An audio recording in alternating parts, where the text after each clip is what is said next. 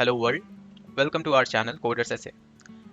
This नाम का खेल will be the very first video in our course Clean Coding. आप लेट नहीं हुए हो. Where we'll be learning some crucial but key aspects of naming convention. अगर आपको इस चैनल का नाम थोड़ा सा भी अटपटा या अजीब लग रहा हो, then make sure to click that introductory video link जो आई वाले सेक्शन में फ्लैश हो रही होगी. I've also provided the link in the description. Make sure to check out that video to understand what Coders Essay mean. So this video नाम का खेल will be the very first step towards your journey of clean coding. That is, हम ऐसे भी बोल सकते हैं एक कदम स्वच्छता की ओर. So going further, पहले हमें ये समझना होगा ये नेमिंग इम्पोर्टेंट क्यों है.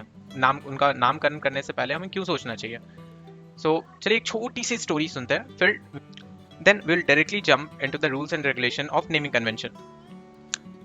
फर्ज करिए आपका जो भी नाम है उसके जगह पे आपका नाम बाल्टी होता. बाल्टी प्रसाद. आपके 10th के मार्कशीट पे, आपके 12th के मार्कशीट पे, राशन कार्ड, हेल्थ कार्ड, आधार कार्ड, जितने भी सारे सरकारी डॉक्यूमेंट है सब पे आपका नाम बाल्टी प्रसाद होता. कितना अजीब होता ना. आपको कोई बोलता ए बाल्टी चल खेलने, ए बाल्टी आलू लेके आ जा यार, बाल्टी धनिया मत भूलियो, बाल्टी ये बाल्टी वो. कितना अजीब है ना. बाल्टी भी तो एक नाम है, बट ये किसी इंसान का नाम नहीं हो सकता. ये किसी इंसान का नाम क्यों नहीं हो सकता? Because due to our past experiences and common sense हम जानते हैं बाल्टी मीन्स बकेट. ये किसी चीज को रखने के काम आएगा. हम इसे किसी इंसान और व्यक्ति को नहीं बुला सकते हैं. दैट्स वाई ये मीनिंगफुल नहीं है. Consider another example. अगर मान लीजिए आपने अपने कोडिंग एलिमेंट का नाम रखा, फर्स्ट करिए cat. So this const cat in JavaScript, what this denotes? मेरे लिए बिल्ली है, कैट मतलब बिल्ली, लेकिन जिसने लिखा उसके लिए हो सकता है कैटेगरी का शॉर्ट फॉर्म हो cat. So, in order to avoid this confusion, these naming convention, these rules and regulations are important. Take another example of a function, which is take, for example, Ashish and cut into two. That is, take Ashish and cut into two. Actually, यहाँ पे आप कोशिश कर रहे हो कि एक name को दो सेक्शन में ब्रेक करने का. बट ये कितना भयानक नाम है, take Ashish and cut into two. इसके लिए आप कोई सिंपल नाम हो सकता था, split string या फिर split name into two. So in सब के नेमिंग कन्वेंशंस हम सही कर सकते हैं, बस कुछ रूल्स हैं उनको फॉलो करके. तो चलिए उन रूल्स को देखते हैं.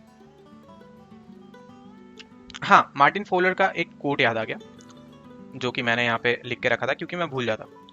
Any fool can write code that a computer can understand.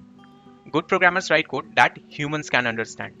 तो आप सोच लो, आपको गुड प्रोग्रामर्स बनना है या फिर ऐसा प्रोग्रामर जो सिर्फ कंप्यूटर को कोड समझा पाए. Now will directly jump into the rules and regulation of naming conventions.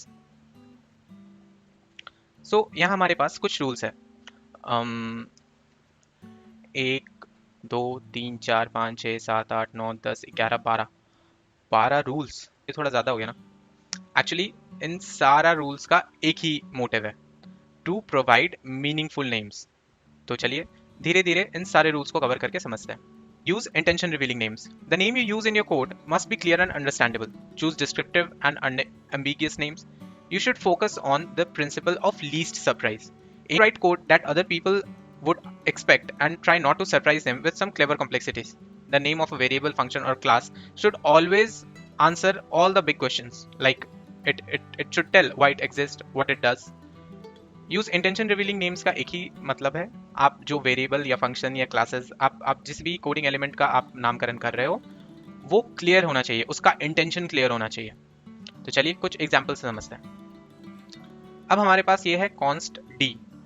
अब ये डी का क्या मतलब है, ये 10 क्यों है, ये CRA क्या है, ये कैट क्या है, ये डेटा 12 क्या है, ये कुछ क्लियर नहीं है. कुछ भी क्लियर नहीं है. तो आपको सिर्फ ये चंक ऑफ कोड पढ़ के कुछ समझ नहीं आ रहा है कि भैया ये है क्या. तो चलिए इसका क्लीन वर्जन देखते हैं. चलिए कुछ और बैड एग्जांपल्स देखते हैं. फॉर एग्जांपल ये लेट RF, ये क्या है? RF इसका मतलब तो कुछ भी हो सकता है, लेकिन यहाँ पे फिर कमेंट किया हुआ है the rental fee paid by the tenant. जब भैया आप इसका नाम कुछ ऐसा लिख सकते हो लेट रेंटल फी, तो आप RF लिख के इतना ज़्यादा एक्स्ट्रा कमेंट्स लिखने का क्या ज़रूरत है, अननेसेसरी. अब नेक्स्ट बैड एग्जांपल देखते हैं, गेट देम. ये इंटेंशन को रिवील नहीं कर रहा है। ये इस पर्टिकुलर फंक्शन का इंटेंशन क्या है, प्रोग्रामर ने इसे क्यों बनाया। रीनेम, इससे हमें ये समझ में आ रहा है कि ये रीनेम कर रहा है, बट किस चीज को रीनेम कर रहा है ये अभी भी क्लियर नहीं है। So these are all example of bad name. तो चलिए कुछ गुड नेमिंग्स भी देख लेते हैं। फॉर एग्जाम्पल अगर हम देखें यहाँ पे हमारे पास ये है bad variable names, var a, var b, var c, a into b, console log the result is c। इससे कुछ भी क्लियर है? a एक नंबर है, b एक नंबर है, c में a into b कर रहे हैं, मतलब हम ये ऑपरेशंस को देख के समझ रहे हैं कि ये क्या कर रहा है। ऐसे नेम से कुछ भी क्लियर नहीं है। इसका मतलब that intention is not revealed through the names. इसका क्लीन वर्जन क्या होगा? ये num1 num2 प्रोडक्ट, ये क्लियर है, ये नंबर 1 है, ये नंबर 2 है, और ये वेरिएबल में हम इन दोनों का प्रोडक्ट रख रहे हैं and the result is product. Simple. सिर्फ नेम चेंज करने से कितना कुछ क्लियर हो जाता है कोड में। चलिए एक दूसरा एग्जांपल देखते हैं।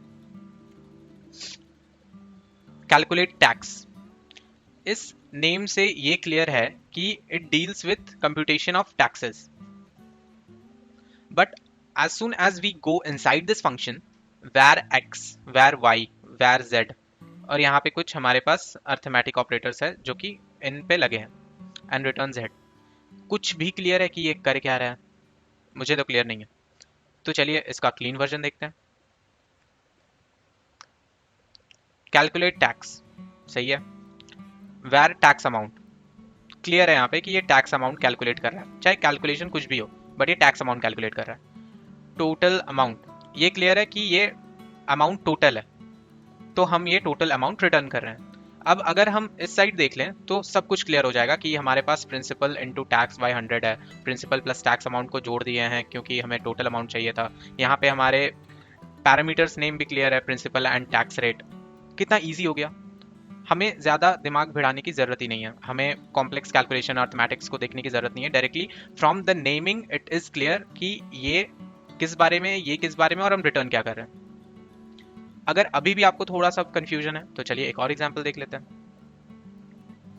फाइंड डुप्लीकेट, अब इस नाम से क्लियर है कि ये कुछ डुप्लीकेट का काम कर रहा है, डुप्लीकेट को फाइंड करने का काम कर रहा है। बट अगेन अगर हम फंक्शन के अंदर आके देखते हैं तो कुछ भी क्लियर नहीं है। ये समझ में आ रहा है मेरे को कि ये दो लूप चल रहे हैं।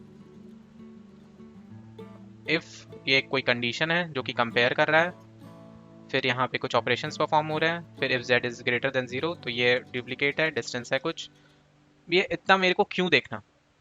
बिकॉज ये नेम क्लियर नहीं है कि ये अपने पास क्या स्टोर कर रहे हैं। तो चलिए इसका क्लीन वर्जन देखते हैं। ये देखिए एरे लेंथ, ये क्लियर है कि इस एरे का लेंथ है इसमें, ये एरे लेंथ में हम 2 बार लूप ओवर कर रहे हैं। फिर हम कंपेयर कर रहे हैं कि i वाला एलिमेंट अगर j से इक्वल है देन डुप्लीकेट एलिमेंट में हम एरे ऑफ i वाले एलिमेंट को रख ले रहे हैं। फिर डिस्टेंस बिटवीन डुप्लीकेट्स, अब हम ये भी स्टोर, इस नेम से ये क्लियर है कि हम डिस्टेंस भी रख रहे हैं वो डुप्लीकेट वाले एलिमेंट्स का। अब यह इस नेम से क्लियर है number of elements between duplicate, अब उन डुप्लीकेट के बीच में कितने एलिमेंट्स आते हैं वो भी हम रख रहे हैं। Between duplicates, number of elements between duplicates, ये अगर ग्रेटर देन है 0 का तो फिर हम यहाँ पे डुप्लीकेट्स दिखा रहे हैं, डुप्लीकेट एलिमेंट, और ये कितने दूर है। कितना इजी है इसे समझना, जस्ट हम क्लियर कर दिए कि ये वेरिएबल क्या रख रहा है, ये वेरिएबल क्या रख रहा है अपने पास, ये वेरिएबल क्या रख रहा है। तो कितना ईजी हो गया इस फंक्शन को समझना। इसीलिए इंटेंशन रिवीलिंग नेम लिखना बहुत ज़रूरी है, क्योंकि यहाँ पे देखिए हर वेरिएबल अपना इंटेंशन क्लियरली रिवील कर रहा है कि भाई मेरे पास क्या है ये देख ले, ये मेरे नाम से ही तेरे को पता चल जाएगा, तुझे इस वाले पोर्शन को देखने की ज़रूरत नहीं ही पड़नी चाहिए। तो चलिए दूसरे रूल को देखा जाए। मेक मीनिंगफुल डिस्टिंक्शन, ये क्लियर है, use intention revealing name, make meaningful distinctions. You should try to use the same word for the same purpose across the code base. Avoid using different but similar words to define the same concept. The 3 method or function calls below could mean the same thing as an example. So consider करिए ये fetch result, ये gate result और ये retrieve result, ये तीनों में क्या difference है? कोई भी डिफरेंस नहीं है, ये तीनों एक ही काम कर रहा है, रिजल्ट को लाना। बट क्योंकि naming schemes, naming conventions different है, एक बार हमने यहाँ पे फेच यूज कर लिया, एक बार हमने गेट यूज कर लिया, एक बार हमने रिट्रीव यूज कर लिया, लेकिन हमारा इंटेंशन सेम है कि हम रिजल्ट को लाना चाहते हैं। तो क्यों हम क्यों इन तीनों को अलग अलग रखें? इनका नाम सेम हो सकता था, या तो हम across code base fetch result use कर लेते, या गेट रिजल्ट यूज कर लेते, या रिट्रीव रिजल्ट यूज कर लेते। इससे अननेसेसरी कंफ्यूजन क्रिएट हो रहा है। सो डिस्टिंक्शन रखना नेमिंग्स में बहुत इंपॉर्टेंट है। अब यहाँ पे हमारे पास डिस्टिंक्शन है ही नहीं, क्योंकि तीनों का मतलब तो सेम ही है और तीनों काम भी एक ही कर रहे हैं, बट तीनों का नेम डिफरेंट है। सो पिक वन वर्ड पर कंसेप्ट। अगर आप फेच यूज करना चाहते हो तो सब जगह फेच यूज करो, fetch, fetch result, there should not be get result और रिट्रीव रिजल्ट। फिर फॉर एग्जांपल अगर आप फीचर मैनेजर या फीचर कंट्रोलर, ये दोनों में से एक यूज करो, या तो फीचर मैनेजर यूज करो या तो फीचर कंट्रोलर यूज करो, दोनों फिर वही कंफ्यूजन क्रिएट होगा। If all the three methods do the same thing, don't mix and match across the code base. Instead, stick to one. कुछ एग्जांपल्स देख लेते हैं। शॉपिंग कार्ट, इसके पास इस क्लास में 3 फंक्शंस हैं, calculate total, compute grand total, get final price. अब अगर मैं इस कोड को पहली बार देख रहा हूं तो मुझे कुछ नहीं पता कि ये तीनों फंक्शन अलग कैसे है, क्योंकि नेमिंग से तो तीनों एक ही लग रहा है, calculate total, compute grand total, get final price, कुछ भी क्लियर नहीं है। तो इसका गुड वर्जन क्या है, clean version? Shopping cart, calculate sub total, calculate total with tax, calculate discounted total. ये तीनों नेमिंग कन्वेंशंस कितनी इजी हैं टू अंडरस्टैंड। मुझे एक बार में पढ़ के समझ में आ गया कि ये सब टोटल के बारे में बात कर रहा है, ये टोटल प्लस टैक्सेस की बात कर रहा है, और ये जो भी अमाउंट जनरेट हुआ उसमें डिस्काउंट ऐड करके, डिस्काउंट हटा के वो इस फंक्शन पे उसकी बात हो रही है। सिंपल। तो सेकंड पॉइंट भी क्लियर है, make meaningful distinction. Third point है, use pronounceable and searchable names. When naming things in your code, use words that can be pronounced rather than using non-pronounceable words. Below is an example of a variable name that is not easily pronounceable and cleaner version with more pronounceable name. So अगर हम देखते हैं ये date, GENYMDHMS, MODYMDHMS, PSZQINT, भाई कुछ भी समझ नहीं आया लिटरली ये क्या है। सो इसका क्लीनर वर्जन क्या है? Date modification timestamp. Okay, इसका मतलब ये है, ठीक ठीक भाई, सिंपल यही लिखना था ना, date modification timestamp, generation timestamp, modification timestamp, public access count. ये नेमिंग्स का क्या मतलब है? ये कितने क्लियर नेम है, कितने स्ट्रेट कट नेम है, प्रोनाउंसेबल भी है, सर्चेबल भी है। चलिए नेक्स्ट रूल देखते हैं। Replace magic numbers with named constant. When you're using some constant value, define them using searchable word. It makes them more understandable to other developers. अगर आप किसी कोड में आपको कोई एक पर्टिकुलर कांस्टेंट की जरूरत है, फॉर एग्जांपल यहाँ पे let total loan days is equals to grace period plus 7 है, तो ये 7 क्या है ये मेरे को क्लियर नहीं है। हाँ, ये ग्रेस पीरियड क्लियर है।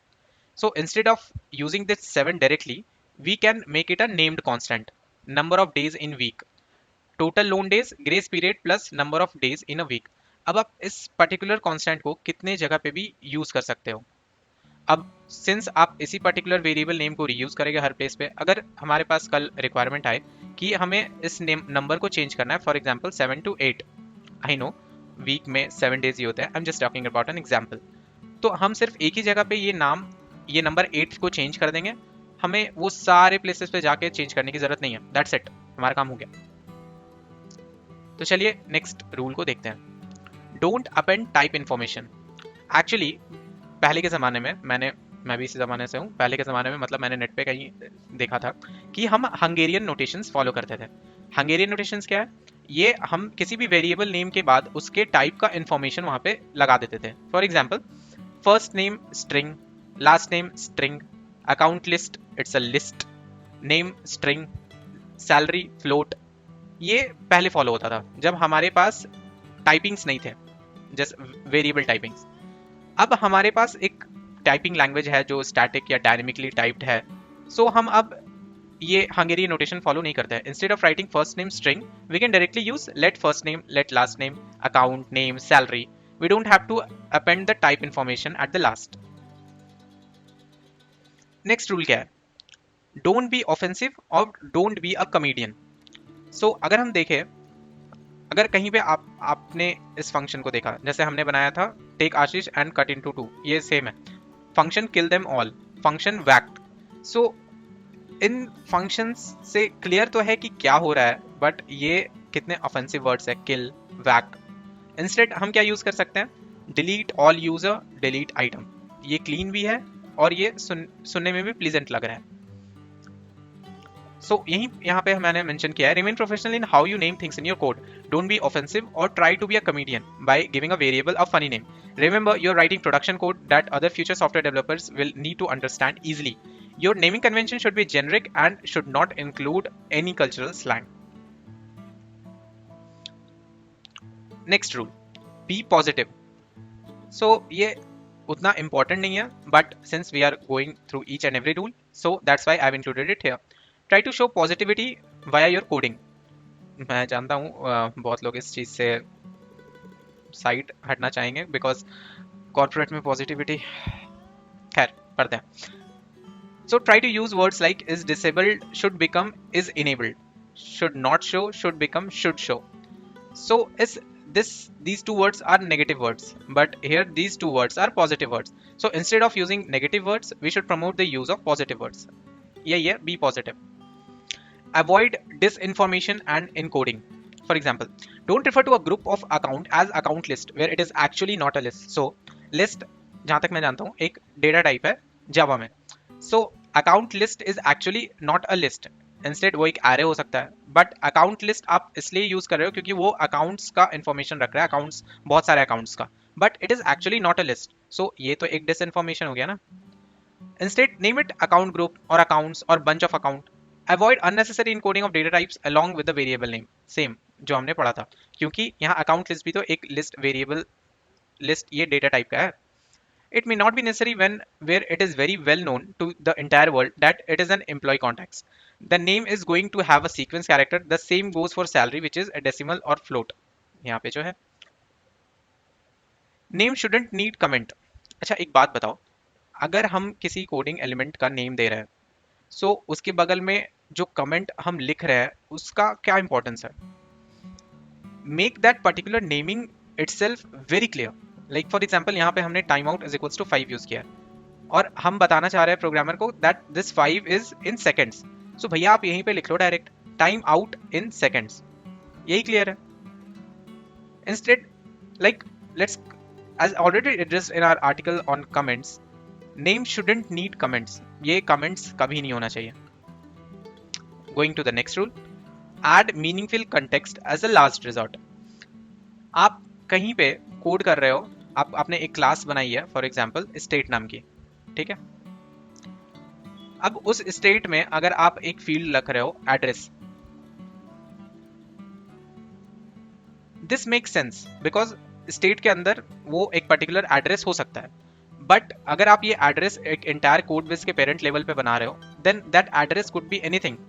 एड्रेस लाइक आप नेटवर्क के एड्रेस की बात कर रहे हो, या आप किसी पर्टिकुलर पर्सन के एड्रेस की बात कर रहे हो, किसी नोड के एड्रेस की बात कर रहे हो। सो इस कॉन्टेक्स्ट में, स्टेट क्लास के कॉन्टेक्स्ट में, that is fine address. But अगर आप whole as a code based context पे आप बात करोगे तो this address will be misleading. So add meaningful context as a last resort. Lastly आपको कोशिश करनी चाहिए कि आप एक मीनिंगफुल नेम दे रहे हो, जिस कॉन्टेक्स्ट पे आप बात कर रहे हो उसी कॉन्टेक्स्ट पे एक आप मीनिंगफुल नेम प्रोवाइड कर रहे हो। Now coming to the next rule which is classes and object should have noun और प्रोनाउन फेजेस।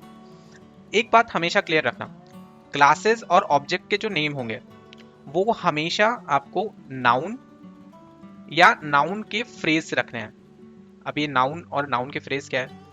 वही जो हम बचपन में ग्रामर में पढ़ते थे। So a class name should not be a verb. एक क्लास नेम को कभी भी वर्ब नहीं होना है। वर्ब क्या है? वही जो हम बचपन में पढ़ते थे। वर्ब, किसी भी करने वाले चीज को, फॉर एग्जाम्पल किसी भी चीज को अगर हम कर रहे हैं, like doing things are called verb, and namings are called noun. किसी भी पर्टिकुलर चीज का नेम वो नाउन है। सो फॉर एग्जाम्पल यहाँ पे हम देख सकते हैं हमारे पास एक क्लास है प्रोसेस। ये प्रोसेस बैड क्यों है, और ये प्रोसेस डेटा ये बैड क्यों है? क्योंकि प्रोसेस एक वर्ब है, because it denotes something which is in process, it's in progress. वो काम हो रहा है and it is a verb, so it can not be a class name. Instead हम क्या लिख सकते हैं, डेटा प्रोसेसर। इट्स का ये एक नाउन है, इट्स अ नाउन, और ये सिग्निफाई कर रहा है कि ये डेटा को प्रोसेस कर रहा है। That's it. ऐसे ही हमारे पास एक और रूल है मेथड्स के around. Method function should have verb और वर्ब फ्रेज नेम। यहाँ पे हमारे पास जो फंक्शन के नेम्स होंगे वो ऐसे नेम होने चाहिए जो प्रतीत करे कुछ काम को। फॉर एग्जाम्पल ये डू थिंग्स, ये क्या है? इससे क्लियर नहीं है कुछ भी। माई फंक्शन, इससे भी क्लियर नहीं है, ना ये वर्ब है। एक्स वाई जेड, ना वर्ब है ना क्लियर है। टेस्ट, ना वर्ब है ना क्लियर है। सो इसका क्लीन वर्जन क्या होगा? सो हम कुछ नाम ऐसे रख सकते हैं, परफॉर्म कैलकुलेशंस, ये एक वर्ब है और इंटेंशन भी क्लियर है। Calculate sum, again it is clear. Process user data, again it is clear. Run test, again it is clear. See, just naming को थोड़ा सा इधर उधर करने से कितना मीनिंगफुल कॉन्टेक्स्ट आता है। चलिए एक बोनस पॉइंट की तरफ चलते हैं। हमारे पास एक लेंथ रूल है। लेंथ रूल क्या बोलता है? वो बोलता है भैया आपका जो मेथड और क्लास का जो नेम है, उस नेम का length should be inversely proportional to that particular scope of that coding element. अगर मेथड और क्लासेस का स्कोप बहुत कम है तो आप नेमिंग का लेंथ आप बढ़ा सकते हो। सिमिलरली अगर स्कोप बहुत ज्यादा है तो आप नेम का लेंथ कम कर सकते हो। सो ये एक एक्चुअली ये मीनिंगफुल भी है, क्योंकि अगर आप स्कोप कम रख रहे हो तो आप मेथड और क्लासेस को बार बार यूज नहीं करोगे, बिकॉज उसका स्कोप कम है। तो आप नेम बड़ा रख सकते हो। आप क्योंकि वो बहुत कम जगह यूज होगा, वो आप सिंपल जगह पे आप यूज कर रहे हो, और वो बड़ा नेम भी होगा तो चलेगा। लेकिन अगर स्कोप बहुत ज्यादा है, इंटर मॉड्यूल कम्युनिकेशन, इधर उधर आप सारे मॉड्यूल्स में उसको यूज कर रहे हो, तो नेम हम थोड़ा सा लेस लेंथी ही रखते हैं, because it will be easy to grasp. Now coming to variable and parameter, इनका नेमिंग का स्कीम, लेंथ स्कीम क्या है? नेम, जो वेरिएबल और पैरामीटर के नेम अगर स्कोप इनका ज्यादा है तो लेंथ जो है नेम का वो भी ज्यादा हो सकता है, आप रख सकते हो। अगर स्कोप कम है तो नेमिंग का जो लेंथ होगा, नेम्स का जो लेंथ होगा उसका स्कोप भी आप कम रख सकते हो, इन दैट सेम मैनर। सो ये लेंथ रूल्स था, ये आप अगर याद रखोगे तो कहीं ना कहीं आपको जरूर हेल्प करेंगे। सो एंडिंग दिस वीडियो, हमने क्या क्या देखा?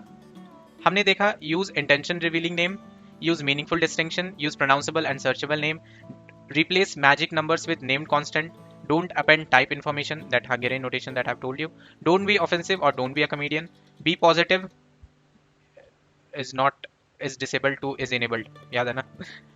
Avoid disinformation and coding, name shouldn't need comment, add meaningful context as a last resort, that address thing, classes and objects should have name or noun phrase names, method function should have verb और verb phrase name. Last ending points, मैं आपको 3 secrets बताता हूँ कि आप जब भी किसी कोडिंग एलिमेंट का नाम सोचो तो आपके मन में 3 सवाल आने चाहिए। वो 3 सवाल क्या होने चाहिए मैं बताता हूँ आपको। वाई डज इट एग्जिस्ट, ये हमारा वेरिएबल नेम एग्जिस्ट क्यों कर रहा है? व्हाट डज इट डू, ये क्या करेगा, ये क्या करने वाला है? और final, how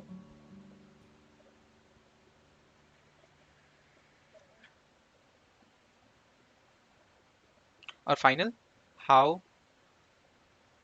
it is used. अगर ये 3 सवाल आपने खुद से पूछ लिए किसी भी कोडिंग एलिमेंट को नामकरण करने से पहले, तो वो पर्टिकुलर एलिमेंट का नाम हमेशा सही होगा। For example, why does it exist, वो एग्जिस्ट क्यों कर रहा है, वो क्यों है, व्हाट डज इट डू, वो क्या कर रहा है, and how it is used, वो कैसे यूज़ होने वाला है। ये 3 सवाल हमेशा खुद से पूछिए किसी भी पर्टिकुलर कोडिंग एलिमेंट को नेम करने से पहले, and you are good to go, आप कभी नहीं फंसोगे। फॉर एग्जाम्पल, अगर मैं चाहता हूँ कि मैं एक फंक्शन बनाऊँ जो कि डेटा को प्रोसेस करे टेबल के लिए, तो हम क्या लिख सकते हैं, process data, sorry for hand writing, for table,